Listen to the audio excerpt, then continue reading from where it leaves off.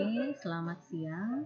Baiklah, hari ini kita akan bahas tentang salah satu tools dari desain, yaitu use case, ya, atau use case diagram nama diagramnya, karena dia berasal dari UML. Kita bahas dulu konsep dari use case, ya, atau use case diagram. Use case diagram itu menggambarkan fungsionalitas yang diharapkan dari sebuah sistem. Yang ditekankan itu adalah apa yang diperbuat oleh sistem, bukan bagaimana. Jadi apa yang dilakukan oleh sistem atau apa yang dilakukan oleh program yang akan kita buat itu diilustrasikan dalam simbol use case, ya. Nah, use case diagram itu mempresentasikan interaksi antara aktor dengan sistem, mewakili bagaimana sistem berinteraksi dengan lingkungannya dengan menggambarkan kegiatan yang dilakukan oleh pengguna sistem dan tanggapan sistemnya. Itu konsep dari use case diagram. Oke, tahap pertama untuk membuat use case itu adalah kita identifikasi penggunanya atau usernya. Kemudian apa tujuan atau aktivitas pengguna dalam sistem dan hasil dari aktivitas tersebut. Nah, ini contoh dari penguraian untuk mengidentifikasi user atau pengguna. Misalnya di sini dicontohkan ada user atau aktor, order clerk, ya. Apa tujuannya atau apa yang dia lakukan di dalam sistem? Misalnya lookup item availability, create new order, update order, dan seterusnya.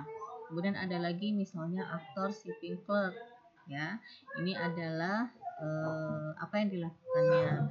Kemudian merchandising manager, ini yang dilakukannya. Sama seperti misalnya Anda buka Sispo Universitas Gunadarma. Di dalam Sispo, Anda sebagai mahasiswa bisa kita anggap sebagai aktor. Nah, apa yang Anda lakukan di dalam Sispo tersebut? Misalnya Anda melakukan login, kemudian Anda melakukan melihat jadwal kuliah, mengentry KRS, sampai dengan logout. Nah, itu kita ilustrasikan dulu di langkah pertama di dalam pembuatan use case diagram, ya, sehingga bisa digambarkan seperti ini. Misalnya kita akan, ini dicontohkan misalnya kita akan membeli pakaian. Yang pertama kali yang kita lakukan adalah kita berpikir dulu mau beli pakaian seperti apa. Nah, misalnya new shirt gitu. Kemudian langkah apa lagi yang kita lakukan? Nah, kita mengendarai mobil menuju ke pusat pembelanjaan atau mall. Kemudian apalagi setelah menuju ke mall kita mencoba atau try pakaian yang akan kita beli. Kalaupun pakaian yang akan kita beli tadi misalnya tidak sesuai dengan yang kita inginkan, mungkin kita mencari lagi ke another mall atau mencari tempat pembelanjaan yang lain. Kemudian kita try lagi sampai dengan pakaian yang kita beli sudah klop atau sudah sesuai, maka kita akan melakukan pembayaran di kasir. Nah, seperti itulah penggambaran use case, ya. Nah, untuk menggambarkan use case diagram itu ada beberapa simbol yang perlu kita perhatikan. Yang pertama, ini adalah simbol aktor. Ini digambarkan sama seperti gambar orang, ya. Ada kepalanya, kemudian kayak ada badannya, ada tangannya, dan ada kakinya. Namanya itu adalah aktor. Apa itu?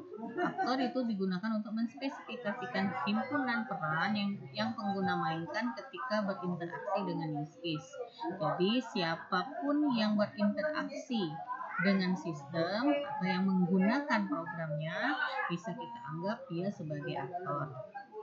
Oke, kemudian yang berikutnya adalah simbol include. Nah, disimbolkan seperti ini. Ada arah panah ketuh, tapi panahnya putus-putus. Kemudian di atasnya ada tulisan input, ya. Gunanya adalah untuk menspesifikasikan bahwa use case sumber secara eksplisit. Nah, ini maksudnya kalau ada use case, tapi use case itu terhubung dengan use case yang lain. Misalnya Anda pada saat buka Sispo Gunadarma, Anda pertama kali yang lakukan adalah login. Nah, setelah login misalnya Anda akan melihat jadwal kuliah, maka bisa kita simbolkan atau bisa kita gunakan simbol include. Artinya kita tidak bisa melihat jadwal kuliah kalau belum login. Nah, kita bisa gunakan simbol include. Oke, yang ketiga itu adalah simbol extend. Simbol extend itu sifatnya opsional atau arah panahnya terbalik dan di atasnya ada tulisan extend. Ya, gunanya itu adalah untuk menspesifikasikan bahwa use case target untuk memperluas perilaku dari use case sumber pada satu titik yang diberikan. Nah, karena sifatnya adalah opsional, artinya bisa dilakukan, bisa tidak. Ya, bisa dilakukan, bisa tidak. Itu gunakan simbol extend. Kemudian yang keempat adalah simbol asosiasi. Itu gunanya apa yang menghubungkan antara objek yang satu dengan objek yang lain. Jadi penghubung ya, penghubung antar simbol. Kemudian yang kelima itu adalah dengan gambar 4 persegi panjang seperti ini, itu adalah sistem ya, digunakan untuk menspesifikasikan paket yang menampilkan sistem secara terbatas. Ya, misalnya Anda akan menggambarkan sistem informasi akademik. Nah, di dalam sistem informasi akademik itu terdapat beberapa sistem lagi. Misalnya ada sistem untuk mahasiswa, ada sistem untuk dosen, ada sistem untuk perpustakaan dan lain-lain. Nah, ini bisa kita gunakan simbol ini ya untuk mengkotak-kotakkan bagian dari sistem informasi akademik. Oke. Dan yang terakhir itu adalah simbol use case, digambarkan dengan gambar horizontal ellipse. Itu gunanya untuk mendeskripsikan ukuran aksi-aksi yang ditampilkan sistem yang menghasilkan suatu hasil yang terukur bagi suatu aktor. Nah, use case inilah apa yang digambarkan atau apa yang dilakukan oleh aktor itu digambarkan dari sebuah use case. Nah, biasanya use case ini diawali dengan kata kerja. Oke. Nah, yang berikutnya adalah bagaimana menamakan use case ya, penamaan use case. Beri nama use case dengan menggunakan kata kerja seperti yang saya bilang tadi ya, untuk menunjukkan suatu proses dalam sebuah sistem. Contoh misalnya kata kerjanya itu adalah input KRS misalnya ya, input pesanan, hapus data mahasiswa dan seterusnya. Nah, ini contoh lain dari penamaan aktor dan ini adalah use case-nya gitu ya. Nah, ini misalnya ada aktor namanya order clerk, kemudian apa yang dilakukan di dalam sistem? Dia meng-create new order atau mengelola order baru. Nah, ini bisa kita gambarkan dengan seperti ini. Ya. Nah, ini contoh lain dari use case kalau kita lihat ini penggunaan ATM ya, penggunaan mesin automatic teller mesin atau ATM, mesin ATM, di mana ada aktor klien. Apa yang dilakukan di mesin ATM? Yang pertama dia mau ngecek saldonya, cek balance ya. Kemudian baru dia bisa menginputkan user passwordnya ya, dengan login. Artinya login tidak bisa dilakukan kalau dia password tidak bisa diinput ya, kalau dia tidak melakukan ketiga kegiatan ini ya. Jadi pilih menunya ini dulu baru bisa ngentry passwordnya dari ATM-nya masing-masing ya, seperti itu. Ini yang pertama ngecek saldo, yang kedua misalnya untuk mengirim uang ya, transfer money dan seterusnya. Nah, misalnya contoh lain ini adalah sistem informasi perpustakaan. Misalnya ada aktor petugas melakukan di sistem itu misalnya mengembalikan buku. Nah, pada saat mengembalikan buku mungkin saja ada anggota perpustakaan yang mengembalikan bukunya di luar dari semestinya buku itu dikembalikan.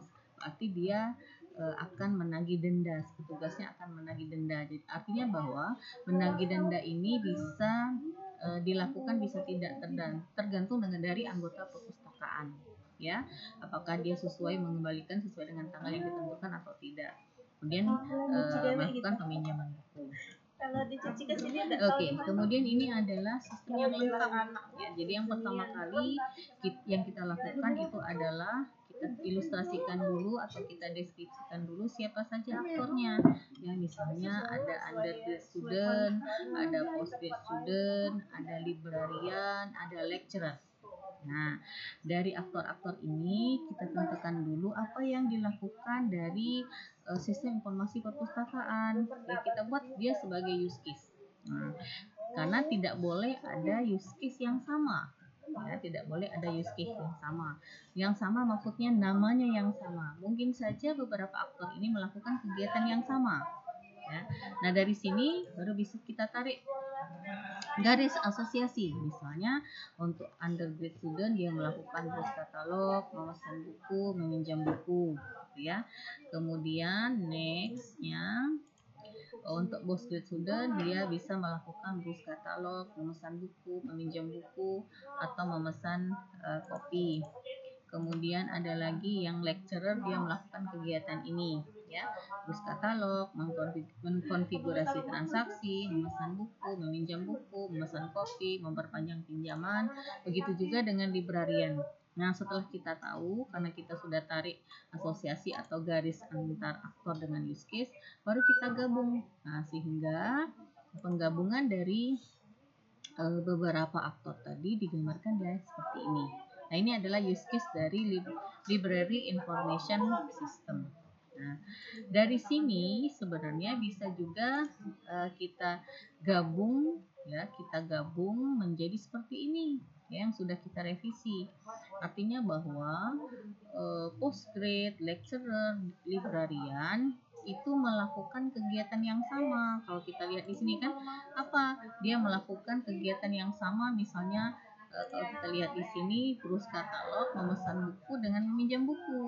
Nah, artinya 3 use case ini dilakukan oleh 3 aktor ini. Jadi bisa kita gabung seperti ini. Yang menjadi pembeda bisa kita keluarkan tergantung dari aktornya masing-masing. Nah, kalau kita baca seperti ini menandakan bahwa member itu punya turunan. Turunannya adalah postgrad dan librarian. Sedangkan postgrad itu punya turunan, yaitu lecturer. Nah, jadi kalau kita baca, lecturer itu melakukan apa? Melakukan mengkonfigurasi pinjaman, memperpanjang pinjaman, memesan kopi, meminjam buku, browse katalog, dan memesan buku. Ya, sedangkan postgrad itu melakukan apa? Memesan kopi, meminjam buku, browse katalog, dan memesan buku. Sedangkan librarian itu melakukan mengkonfigurasi perpanjangan, menambah koleksi, memesan buku, browse katalog, dan meminjam buku. Ini bisa kita revisi lagi dari yang gambar ini tadi, yang asosiasinya bersinggungan seperti ini, bisa kita singkat nanti seperti ini. Ya, nah itulah anak-anakku sekalian cara untuk membuat use case diagram. Jadi silakan Anda sesuaikan dengan objeknya masing-masing untuk dibuatkan use case diagram. Oke, saya akhiri materi kita kali ini. Selamat siang.